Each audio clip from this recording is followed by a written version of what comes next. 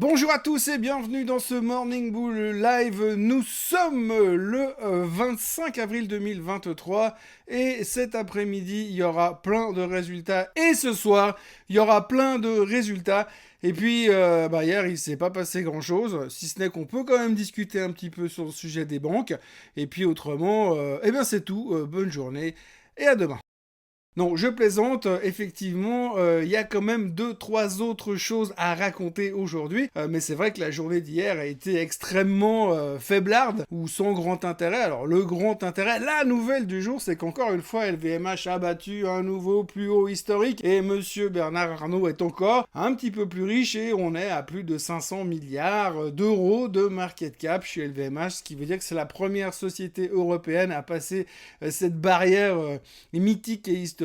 Loin derrière encore les grands noms américains, mais ça progresse gentiment et tout va très bien de ce côté-là. En tout cas pour LVMH, le CAC 40 n'a pas battu un nouveau record historique. La Suisse est montée de 0,06%. On sent tout l'engouement qu'il y a en ce moment sur les marchés depuis quelques jours. Et c'est quand même un petit peu la chose qui préoccupe pour l'instant.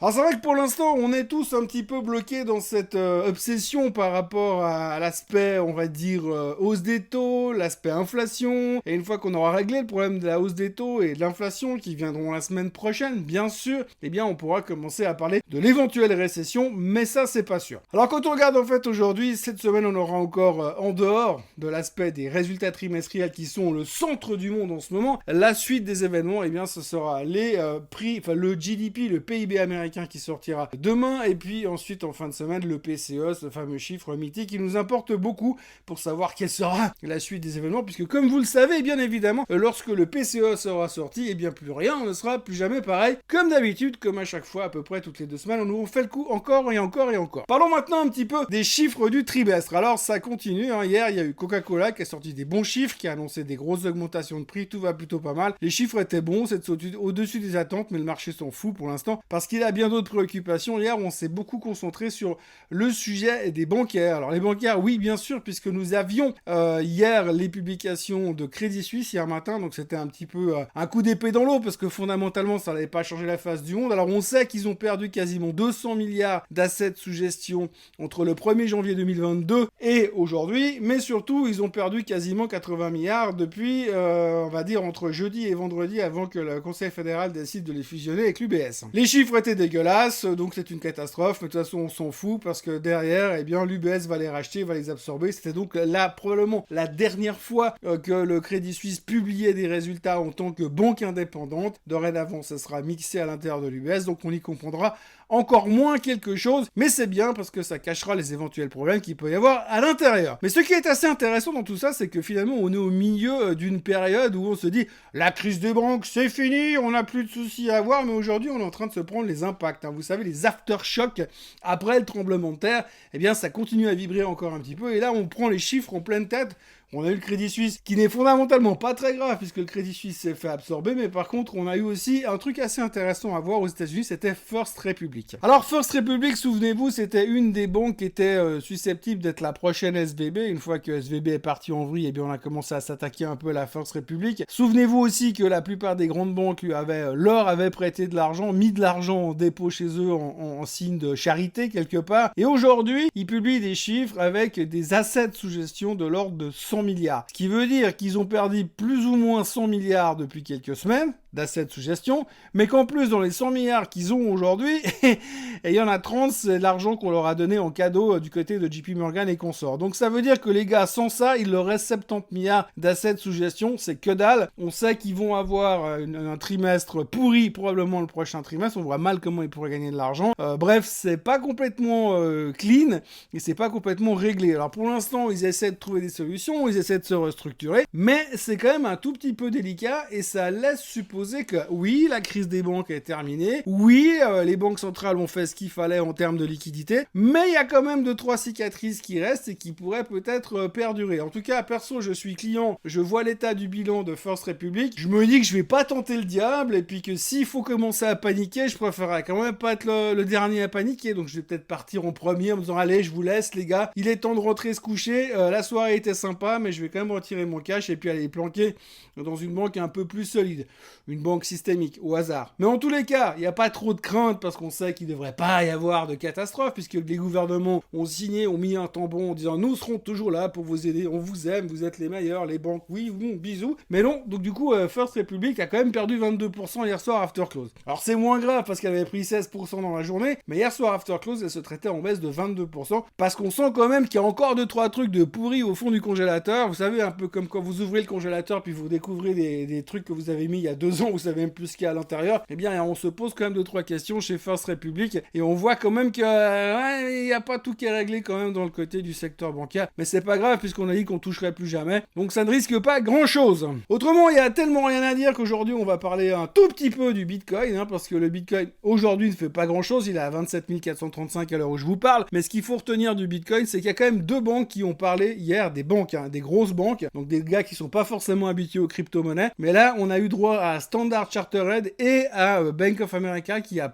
ont parlé au sujet du Bitcoin et ils sont très bullish. Donc si vous voulez faire de l'argent ces prochains temps, c'est assez facile. Vous avez qu'à fermer votre compte épargne à la Raiffeisen ou à la Banque cantonale de Neuchâtel et puis derrière, vous avez plus qu'à simplement acheter du Bitcoin puisque selon la Bank of America, d'ici fin 2023, le Bitcoin sera retourné au-dessus des $50 000 et selon la Standard Chartered, c'est encore mieux parce que fin 2024, eh bien, le Bitcoin sera à $100 000.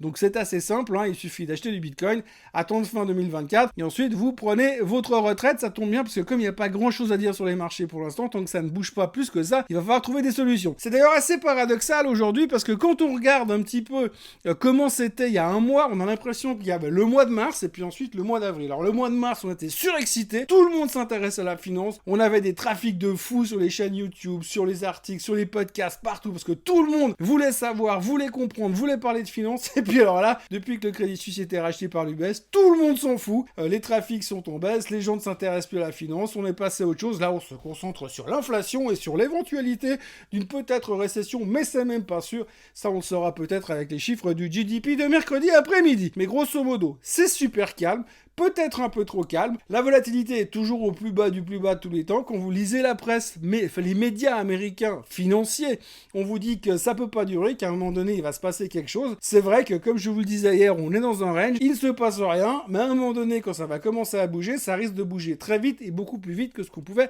l'imaginer. Ce matin, en Asie, on a eu les premiers commentaires du nouveau gouverneur de la Banque centrale japonaise, monsieur Ueda, qui a annoncé qu'il allait continuer et conserver une politique monétaire accommodante, ce qui a beaucoup plu au Nikkei, mais ce qui n'a pas forcément plu au reste des indices, pas à cause du Japon, mais surtout parce qu'on entend que Biden, d'abord, il est en train de recevoir le président sud-coréen en ce moment, il a laissé entendre qu'il allait aider les Sud-Coréens à se protéger contre une éventuelle attaque nucléaire de la part du Nord, donc en gros, on voit que Biden est en train de poser ses pions, de préparer sa possibilité d'avoir sa guerre à lui, puisqu'on sait que tout président démocrate doit avoir une guerre durant son mandat, sinon c'est pas un vrai président démocrate. Donc du coup, monsieur Biden est en train de poser ses pions. Alors il a mis des pions contre la Corée du Nord, des pions contre la Chine, des pions contre la Russie. On aurait préféré qu'il prenne des pays un peu plus petits, un peu moins agressifs, mais visiblement il est chaud patate. Alors heureusement qu'il oublie en général comment il s'appelle tous les matins, parce que on a une bonne chance qu'il oublie ses envies d'agressivité tous les jours, et que le temps que la mayonnaise elle remonte, on a encore une petite chance. Néanmoins, pour l'instant, c'est des tensions qui n'ont pas forcément plu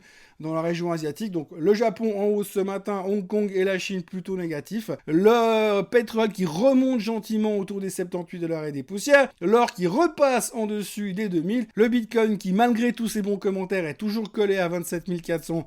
Mais ça n'est qu'une opportunité d'achat. Et puis alors, tout à l'heure, on va avoir une avalanche de chiffres qui va commencer aux États-Unis avant l'ouverture. On aura Verizon, UPS, GE, GM, 3M, Pepsi Cola qui vont publier. Et puis après la clôture ce soir, on aura bien sûr Microsoft et Alphabet, Google. Et puis aussi Texas Instruments et Visa qui publieront. Donc on est parti pour un gros morceau, ça commence tout de suite et ça se terminera probablement jeudi soir avec une petite pause vendredi. Mais on aura le PCE pour compenser et puis ensuite ce sera la semaine d'Apple, mais ce sera la semaine prochaine accompagné d'un soufflet à FOMC Meeting posé par-dessus. Voilà, donc je vais pas vous cacher le fait qu'il n'y a pas grand chose à raconter en ce moment. On se concentre sur les résultats, on attend les chiffres économiques et on se rend compte que les banques, eh bien, c'est peut-être pas encore 100% gagné. D'ici là, n'oubliez pas de vous abonner à la chaîne Swissquote en français, malgré que pour l'instant, c'est pas le mois qui intéresse le plus les investisseurs. Nous, on se retrouve comme d'habitude demain matin pour un nouveau Morning Bull live. Et puis autrement, n'oubliez pas de liker cette vidéo et moi, je vous dis bonne journée à tous. Bye bye.